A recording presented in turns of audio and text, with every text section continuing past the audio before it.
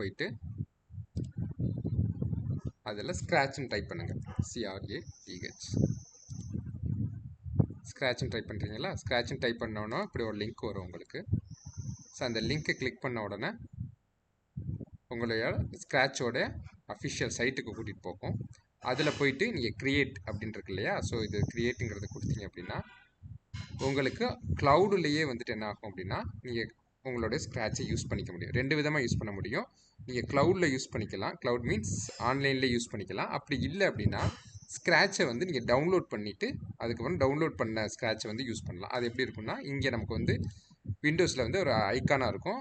Download பண்ணதுக்கப்புறமா அதை click பண்ணி ஓப்பன் பண்ணிங்கன்னா இங்கேயும் உங்களுக்கு வந்து ஆஃப்லைன்லேயே நீங்கள் உங்களால் ஒர்க் பண்ணிக்க முடியும். ஓகே, ஸோ இப்போ நான் ஸ்க்ராட்சை கிளிக் பண்ண உடனே இங்கே உங்களுக்கு அப்ளிகேஷன் ஓப்பன் ஆகுது இல்லையா? ஸோ இங்கே வந்து உங்களுக்கு அப்ளிகேஷன் ஓப்பன் ஆகும். அதுலேயும் உங்களுக்கு ஸ்க்ராட்சோட இன்டர்ஃபேஸ் வந்து உங்களுக்கு கிடைக்கும். ஓகே, ஸோ போத் ஆன்லைன் ஆஃப்லைன்லேயே நீங்கள் ஒர்க் பண்ணிக்கலாம். ஓகே, நீங்கள் இன்ஸ்டால் பண்ண வேணாம்னா நீங்கள் ஆன்லைன்லேயே ஒர்க் பண்ணிக்கலாம். ஸோ ஸ்க்ராட்சை பொறுத்த வரைக்கும் 2 விதமாக நம்ம யூஸ் பண்ணிக்கலாம். ஸோ ஸ்க்ராட்சோட இன்டர்ஃபேஸ் பார்த்தீங்கன்னா இப்படி தான் இருக்கும். ஓகே, ஸ்க்ராட்சோட இன்டர்ஃபேஸில் இது வந்து கோடிங் பிளாக், கோட் பிளாக்னு சொல்லுவாங்க. ஸோ இதில் தான் எல்லாமே கோட்ஸ் எல்லாமே கேட்டகரைஸ் பண்ணி வச்சுருப்பாங்க. ஓகே, இது மோஷன்ஸு, லுக்ஸு, இதில் ஒவ்வொருக்கும் ஒரு மீனிங் இருக்கும். மோஷன்ஸ்னால் ஸோ எல்லாமே மூவ்மெண்ட் ரிலேட்டடாக இருக்கும். லுக்ஸ்னால் அப்பியரன்ஸ் ரிலேட்டடாக இருக்கக்கூடிய பிளாக்ஸ் எல்லாமே இதில் அவைலபிளாக இருக்கும். சவுண்ட்ஸ்னால் சவுண்ட்ஸ் ரிலேட்டடாக இருக்கக்கூடிய பிளாக்ஸ். ஈவெண்ட்ஸுங்கிறது ஈவெண்ட்ஸ் ரிலேட்டடான பிளாக்ஸ். ஸோ எல்லாமே அந்த நேமுக்கு ஏற்ற மீனிங்கில் தான் அந்த பிளாக்ஸ் எல்லாமே அரேஞ்ச் பண்ணியிருப்பாங்க.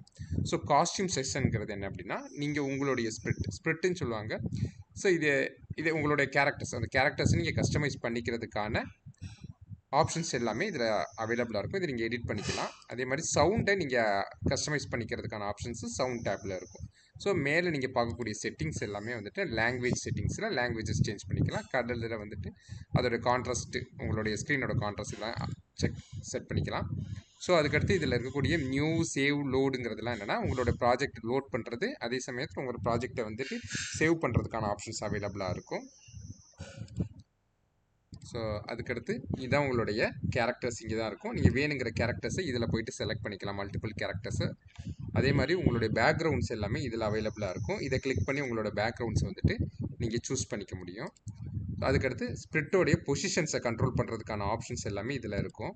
ஸோ இதை பேஸ் பண்ணி உங்களுடைய ஸ்ப்ரிட்டோட பொசிஷன்ஸை நீங்கள் கண்ட்ரோல் பண்ணிக்கலாம். ஓகே, ஸோ அதுக்கான ஆப்ஷன்ஸ் இங்கே அவைலபிளாக இருக்கும். ஃபுல் ஸ்க்ரீன் போகிறதுக்கு ஃபுல் ஸ்க்ரீன் ஆப்ஷன்ஸ் இங்கே அவைலபிளாக இருக்கும். ஸோ பேசிக்காக அதுக்கடுத்து ஃபர்தர் இதோட எக்ஸ்டென்ஷன்ஸை பார்த்துக்கிறதுக்கு எக்ஸ்டென்ஷன்ஸ் இருக்கும். ஸோ அதை கிளிக் பண்ணிங்க அப்படின்னா எக்ஸ்டென்ஷன்ஸை உங்களால் பார்த்துக்க முடியும். இது பேசிக் ஸ்க்ராட்சோடைய இன்டர்ஃபேஸ். ஓகே,